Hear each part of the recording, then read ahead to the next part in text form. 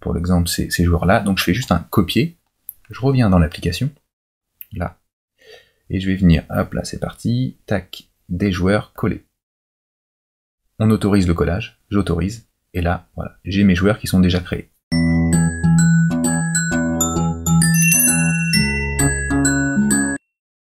Bonjour, dans cette vidéo, je vais vous montrer comment importer une liste de joueurs pour, ici, là, ces 5 applications.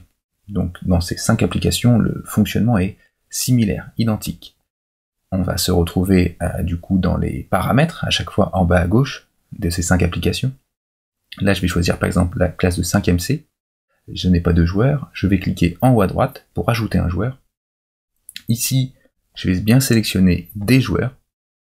Et là, je vais coller la liste des joueurs. Donc, pour coller la liste des joueurs, il suffit de se rendre sur Numbers.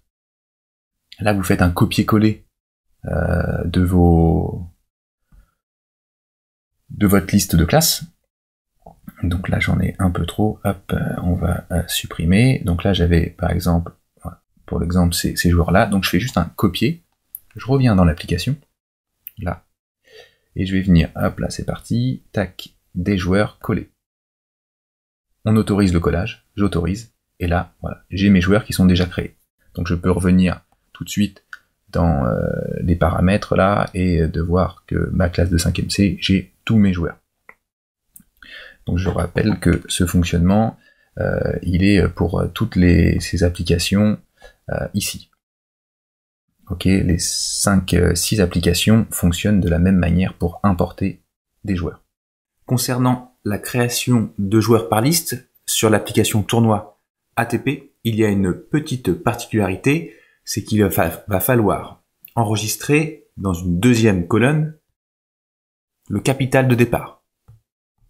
Donc là, pour l'exemple, je crée une classe. Ici, je la sélectionne. En haut à droite, je vais du coup pas sélectionner un joueur, mais des joueurs. Je vais dans mon tableau Numbers, dans une deuxième colonne. Ici, je vais enregistrer un capital de départ, par exemple, différencié. Je viens sélectionner mes 2 colonnes. Je reviens sur mon application. Je sélectionne la classe, les joueurs. Je suis bien dans des joueurs et je vais venir coller la liste. J'autorise le collage. Et ici, on voit bien que les points ont été ajoutés avec les joueurs, avec du coup la différenciation du capital de départ. Petite remarque, si vous oubliez cette deuxième colonne ou si une cellule est vide,